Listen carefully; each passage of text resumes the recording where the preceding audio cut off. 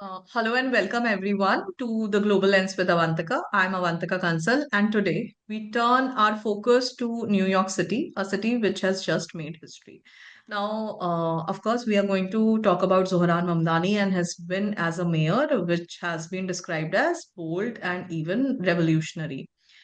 And what could the future hold with this kind of leadership? And joining me today to decode this is Abhishek Tiwary, who is a political influencer and analyst based in New York and has been closely observing the ground mood and reactions across both sides of the spectrum. So, Abhishek, welcome to this show. Hey, thank you so much, Avantika, and it is a pleasure having this conversation with you. Yeah, likewise. So, Abhishek, starting this conversation with uh, that Zohran Mamdani's victory has sent shockwaves through New York City's politics. But what's the real sentiment on the street? Is it celebration? Is it curiosity? Or is it caution?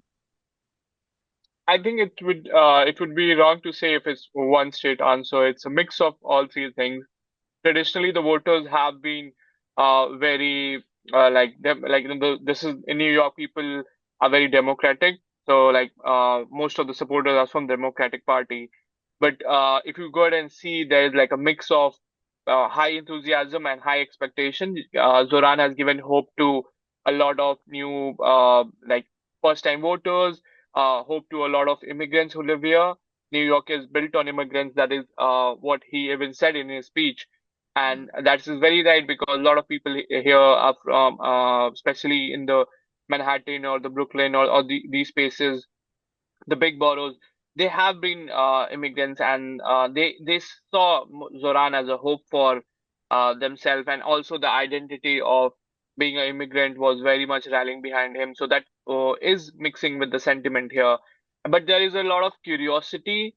I would say people are very curious to know how he would deliver the promises he has made, the promises that he were key of his campaign. So it will be interesting to see that, and especially among the business community, they have a certain sense of fear as well, because he has talked about taxing the rich and bringing in policies that will be like very socialist in nature. So there is like a certain, I mean, I would say there is anxiousness among the business community who have traditionally lived here, and they have prospered with the business they have developed here over the years. So I think it's a mix of all these things, but overall, because he got 50%, more than 50% of the vote, that means that a lot of people see him as a very strong hope for the future. Yeah. So, Zoran's victory is something which is spoken about and talked about throughout the world. It's not just, one country specific. Him winning, and that too, he is one city's mayor. It's not that he has one prime minister or presidential candidature. But at the same time, what do you think made him so popular that he went viral across the globe? Okay, so of course, you have to understand that globally we say that New York is a trendsetter.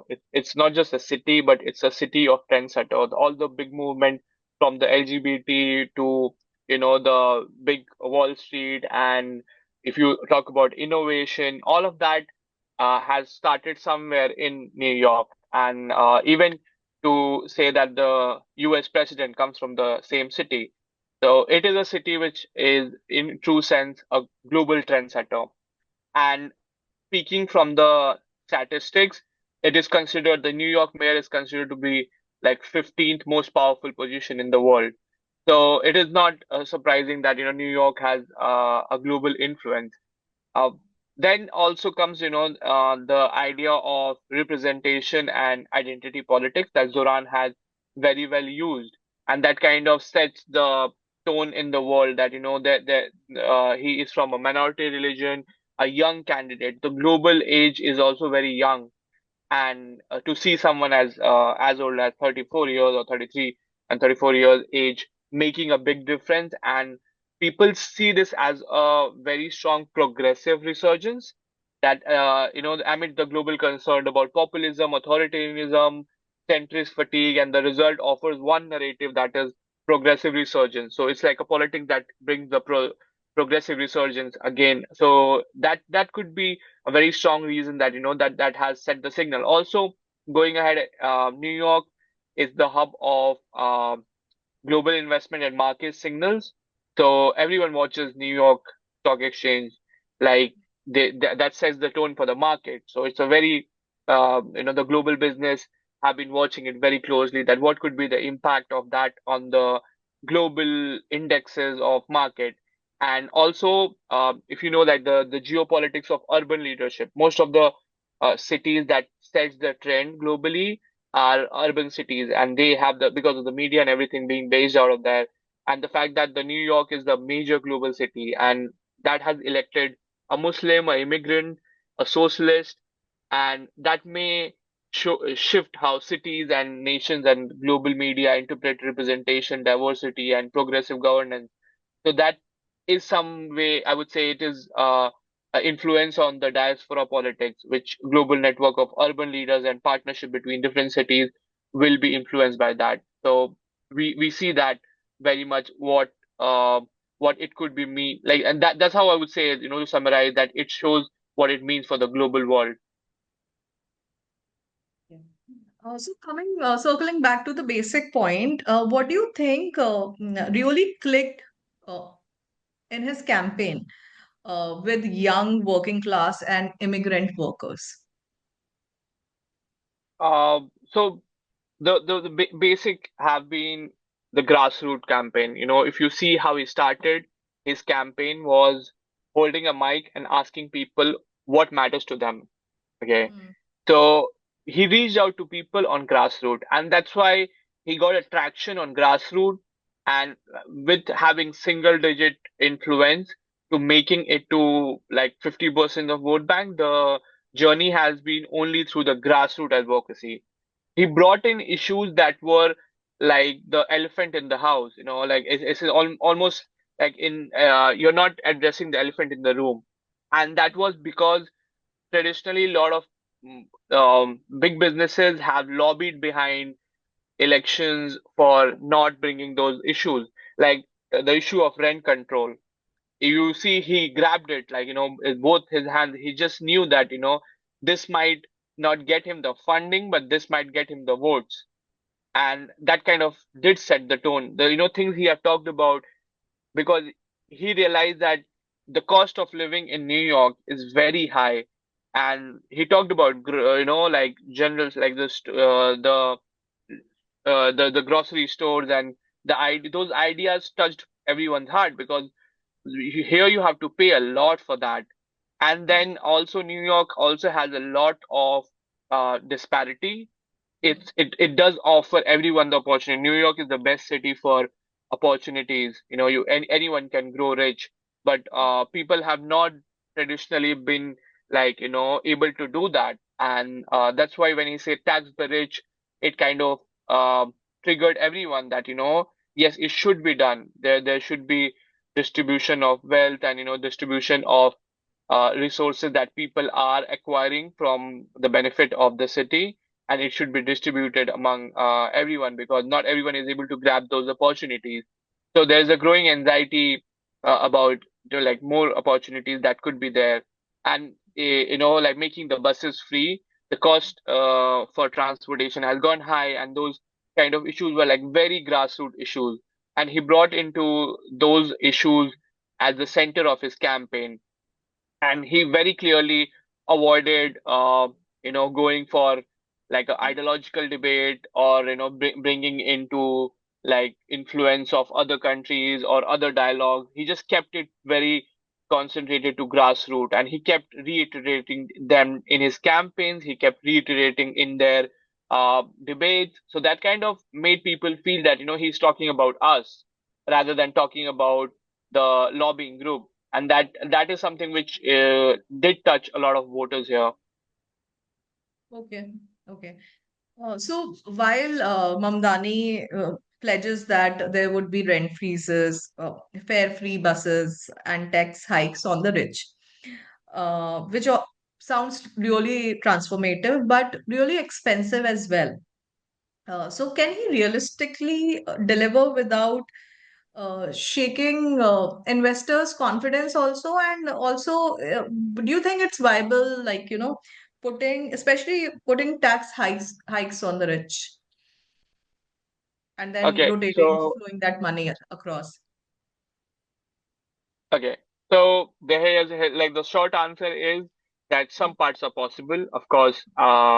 Then many require state approval, like taxing the rich unless and until we go ahead and get the state approval is not possible, being realistic. And the state would not give approval because the governor is, though she's like Democrat, but New York State is going for elections next year. Like the elections would happen, and she would not take a suicidal move to go ahead and bring such laws. Okay, and the Right. biggest idea face serious political, financial, and legal barriers.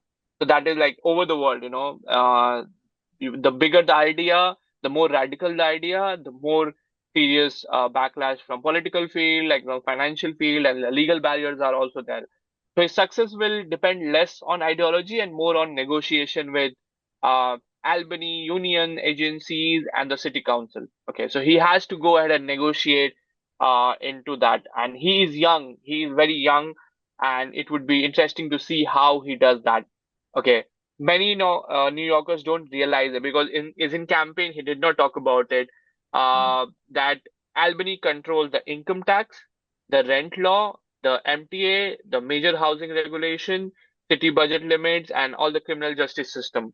So even mm, if Mamdani wants to bring those radical changes, many of his policies will, require approval, approval from the state assembly, that is Albany, mm, and those are dominated by Democrats, but moderate Democrats. Like there's like even within the Democrats, there are like Democrats, Socialist Democrats. mm, Like Mamdani identifies himself as one. mm, Then there is Governor Hochul. Like she is not aligned with Mamdani's ideology, and she mm, can block or modify any law that is involving money, transit, or criminal justice. And she has told previously, okay, mm, which policies that are actually achievable, realistic. Like let's do a realistic breakdown. The first one is housing and rent freeze. mm, Hard, but it needs again, it needs Albany, again going to the state. So New mm, York cannot freeze rent without the state rent law changes. Okay, which Albany is unlikely to approve a multi-year rent freeze in mm, 2026 because again, elections. mm, Real estate lobby, the moderate Democrat have a very good relation. So the mm, real estate lobby and moderate Democrat in the state will push back strongly, but right. he could negotiate a targeted relief. Like example is like you can say low income neighborhood or emergency rent caps. That is something which is possible. Bus is free, that's a medium scale change. NYC does not control MTA. Like let's like that a lot of people don't know, but NYC does not control MTA. Mm, MTO has a huge budget gap. They are already, it can only go ahead and subsidize the pilot programs which Mamdani has talked about, like mm, free bus pilot, because New York budget is quite good. They yeah. can, do that. District based buses subsidies, they can do that. Mm, Or maybe they can expand the discounted fare for youth and seniors. So we already have something like that. He can mm, expand through that, like mm, but it will be very interesting to see how he does that. mm, Highly possible is a city-owned grocery store. Okay, people like he talked about people's supermarket, which is like a municipal project. You can open it. He can mm, definitely do that. That does not mm, require the state approval. Can be funded through the city capital budget and has uh it has a precedent in other global cities. Like he can do that. He can start with Bronx. He mm, can do that with the Queens and the East New York. He can start with that. This is like more likely to do. He can do it quickly. mm, Last, taxing the rich, the mansion tax or the wealth tax, that's mm, almost impossible. New York cannot, like, It cannot raise tax, it cannot create a wealth tax mm, or impose a billionaire tax. He has promised that only, but only that that only state can do it. So Albany had repeatedly rejected these proposals. It is like people were not aware or people were not like told, because again Democrats are also in there, so they wouldn't go ahead and go ahead and promote these kind of things because they might go ahead and the trend might reach the state. But mm, the realistic version is that they can, uh, you know, increase enforcement on existing tax, renegotiate tax incentive, or you know, he has mm, to go ahead probably lobby Albany, but that's very odd laws. Rich people will not go ahead and like do something like that. So that is there. NYC control its own zoning and land use, so he could expand affordable housing, which the previous mayor was already doing. Expanding housing incentives, push for rezoning, convert the empty office buildings into housing societies, and create a city-run social housing and public land. That thing is possible, but he cannot force private developers to build. He mm, cannot control interest rates, and he mm, cannot change some of the state's incentive that's already there. He can, and then going ahead with policing, like, yeah, NYPD has a lot of institutional power. It's like any reform requires police unions, and understand a lot of people in NYPD are immigrants. Those are like his voter. So if he does anything that can influence the police unions, and police union is very strong here. mm, He can probably like do some changes in that, but he cannot defund the police, which he has talked and which he has already backed off. Yeah, so like those kind of things are impossible. And yeah, I mean, this is like so far his strategy would look like, and that's possible. Again, it will be good to see because he's a very media friendly guy, so he would look for quick, visible, and low risk things, which is mm. grocery, like I told you, Yeah. increase Mm, the elderly and youth transit passes, mm, tenant protection. He might increase that, small business support, like which is possible, and all mm, these are possible, but like negotiating the larger structural changes, mm. that would be like very difficult for him to go ahead and do. And yeah, that's very realistic approach of that would be like my realistic take on that. Got it, got it. Uh, so basically, the entire identity of the new New York mayor now it breaks barriers. First, he is a Muslim. Then he is first South Asian Ugandan mayor, Ugandan-born guy who moved to US later, and he's one of his kind, and now he's the mayor-elect of New York City. So, how do you think? How much does this identity matter in shaping the city's new direction? uh I mean, New York has always been very diverse. Okay, it's definitely identity milestone, if you can say that. The moment has Mm, like who is mm, who now he is considered to be, like we can say that he is electable. He breaks mm, the myth of a typical American leader, like, which is usually like they say older, white, male, or in New York, could be like a mm, black person, but he comes out to be like out of those, and also mm, moderate. So he is not moderate. Most of the American leaders are very moderate, uh, mm, very established and connected. He's not connected. He established his connection through the campaign. He's not moderate or centrist. He's completely opposite. mm. He is not older, like he's young. You see Yeah, the average age of is yeah. very high in US. He is young. He's not Mm, white. He's brown, and like these kind of thing. He's mm, openly democratic socialist, which is more of a bigger identity than any other thing. We have had Obama, who was a Muslim leader, and mm, the city will accept. But he's also a son of an immigrant, which is a mm, very appealing. mm, choice.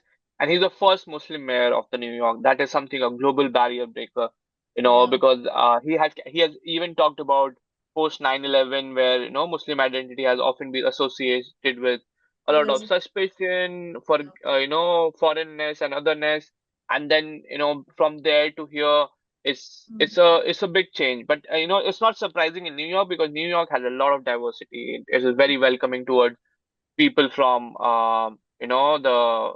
the cosmopolitan nature, Mm, where he won a lot of Jewish boroughs, like the areas where have Jewish mm, politician, Latino people, black voters. So like he's popular among all of them. Okay, mm. and it's Even, it's like, sorry to cut you, but even amongst the Jewish voter, is he popular? yes, he is popular. Like he some of the Jewish population, which again was a surprising thing, because there is a growing sentiment among Jewish for the whole thing that's happening in Israel. It's like, we thought that he would, the kind of statements he has given for Israel. We thought that it would not be, but then a lot of Jewish leaders here accepted him. They rallied behind him, and that kind of shifted the whole momentum. And he also moderated his stance on Jewish people. Like, but he very clearly, he did not focus on that, because that's a debate where he would be alienated from the Jewish community. And New York has the biggest Jewish population in the city outside of Israel, of course. Mm, So that kind of, he played really well with the sending the message among the Jewish people, and I think it went well.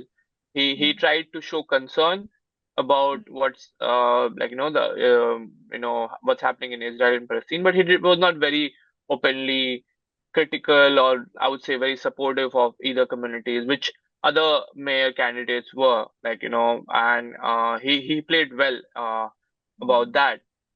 So yeah, that's something I would say is a smart political move, and he has rewritten the whole identity, ideology, moment of mm, politics, and lived experience in mm, politics, and that's integrated with his political purpose.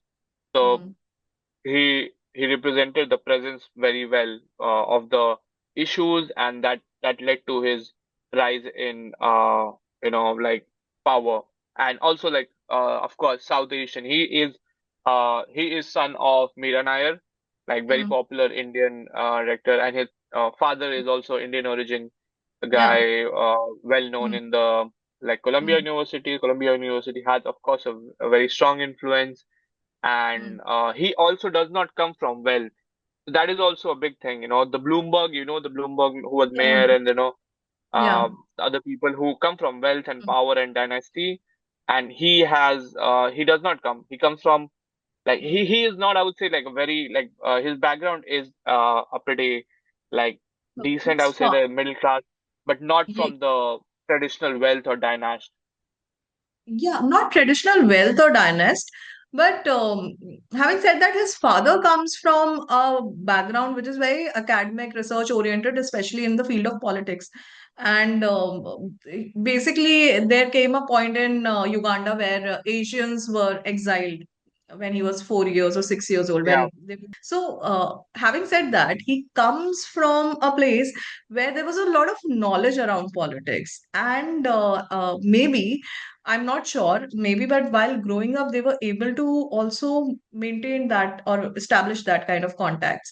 Especially while he was in college, he did establish a community per se for the Palestinians.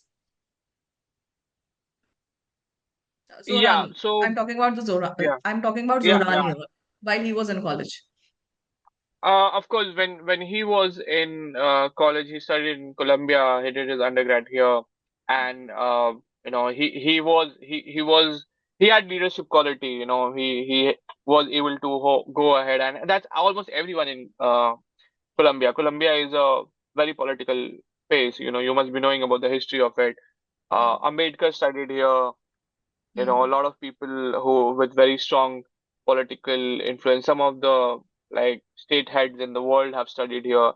hmm, So that's the nature of Columbia University. And when he when he was doing just as normal a student at Columbia would do. It's Mm, not very surprising. And but again, in politics, like being from Columbia makes you political itself.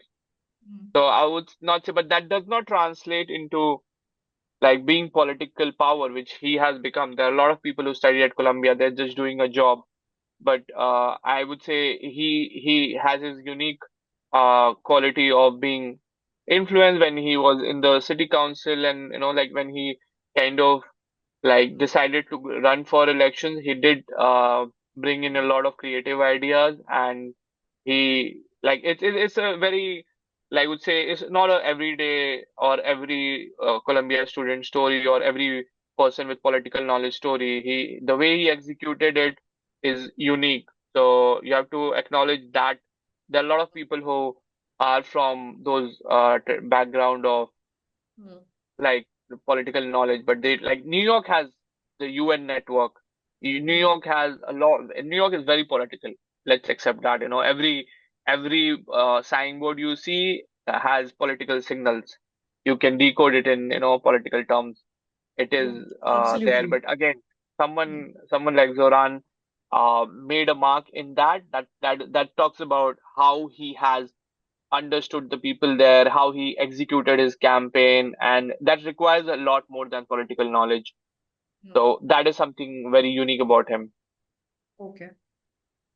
Okay, so now there is also one growing debate, which says that Mamdani's his political ideologies basically can they also lead to radicalization, especially in a polarized city like New York? Or is it just a fear which is kind of going around, or maybe it's a narrative which people are building? But a lot of talks are going around radicalization. Okay. When you say about radicalization, I would consider you're trying to say that radicalization in terms of political ideology or like religious identity, because there are two different things.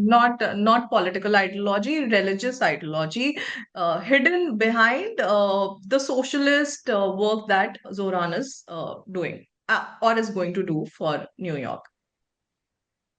I mean, like it's a very misunderstood Mm, political thing, and it's also like it's good to see people would go ahead and use this term. That's the fun part in the politics. But I would say his radical ideology is more rooted in the economic redistribution, public ownership of like essential things, which is like democratic socialist. I know like socialism is more like state control. That he has been very aggressive on the tenant fact and anti-racist governance and international human rights positions, and those are like more I would say considered to be radical. His in terms of the mm, religious, I would say he's not very religious. Let's accept he openly supports the LGBT. He calls himself mm, ally. He goes for those kind of things. I don't know. I mean, if some was a Muslim fundamentalist, they would not really like that. mm, And he is very like his economic mm, identities are more radical. He's like a young Muslim immigrant background, socialist leader, but his mother is like a Khatri Punjabi, like she's a Hindu, so he's not like purely like coming from that religious background. He does not He's not, he does he's not entertain. actually not, but if one sees his campaigning also, he never mentions about that side of his. I mean, of course, it's there, it's present. Everyone knows that Meera Nair Yeah, is yeah. his mom, but he never very openly talks about that part of it, his upbringing. Whereas he very openly talks about a lot of issues, and say per se, he very openly talks about the Palestinian issues, which he focuses upon.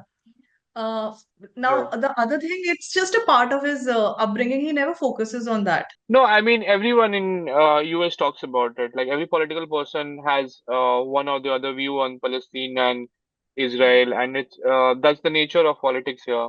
It's not mm, to do with his this thing like and mm, he talks about it because like in whole of New York people talk about it. and in America, people talk about it because American politics is highly influenced by those things. And but I don't think he has any radical position. Like Mm. I mean, again, he is an American political guy, so he has to, he has to be very moderate, and it's not like India where you can give polarized speeches and do that. So he has not done that. No, he talk when he talks about the issues of Palestine, and that's how nature of U.S. politics is. Everyone, Yeah, so whether he's it's polarized in a subtle manner, of course. It's not, no, yeah, I it's would not subtle in his say approach only. polarized. I would not say polarized because New York does not celebrate polarization. It's a very Mm. cosmopolitan and not even subtle way. It's a political stance. He has not when you again when you talk about polarization, when you say polarization in terms of religious, like I would not say that he has used that in any way because that would backfire on him. So he has not tried doing that. Yeah. So now, Abhishek, heading towards the end bit of this conversation, a very important question, which is that where do you see New York heading, especially over the next 4 years? Uh, Especially once Zohran Mamdani takes the oath and he is working as the mayor of NYC. Where do you see it heading, and where do you want to see it heading? First of all, like full disclosure, I'm not a voter here. I'm just like a analyst, so I'm just trying to go ahead and say things Mm. from my analysis. Like Right. I have zero stake, so what I desire for New York is not something which I can like have a stake in. But New York, you have to understand, New York is like the most powerful city, most progressive, most equity driven. Mm. Uh, so it's under when it comes to being headed, like it will become more progressive and equity driven. That's what he has promised. So that's what we expect him to do, and that's what will happen. Affordability is one big thing which he has talked about. So affordability will definitely be Mm. a big thing that needs to change. There is some tension in the institutions, like the institution, but again, the institutions in New York are very strong. His major promises, like election promises, required a lot of state cooperation. So if he has a state cooperation, because he can't go ahead and do it single-handedly, he needs to, like, the first thing he will do as a mayor would be to build more relations with the state or build more relation with the other, stakeholders. Mm. So Albany 2026 is going in elections. It a lot Mm. will depend after the elections, what things happen there. Mm. There is a lot of debt and fiscal constraint that will affect his promises, but again, there will be a budget pressure and there's Mm. like a fiscal risk which is involved with his promises. So that is all that his time will go into negotiation. New York will continue to be where it is. Like I feel like it will still since New York is so strong as a force, there will be like many mayors and they will come and go, but New York would go ahead and go strong where it has been. So there will be like a backlash. I'm pretty sure there will be a backlash from the business and the real estate community, and they are Yeah. very strong. So Yeah. they might resist the rent freeze policies and aggressive affordable housing mandates. Mm. So that will not allow Mamdani to do a lot with it. So yeah, Mm. that will continue there. The time is 4 year for him. That will just fly, doing those kind of negotiation with the state. So the Mm. it's like yeah, I mean it's under Mumdani, it's like probabilities of different future and uncertainty will be there. He will try his hard chances on bringing those changes, but that does not look possible. There are several state level roadblocks that will continue there, and like I don't see like a radical change and everything shifting.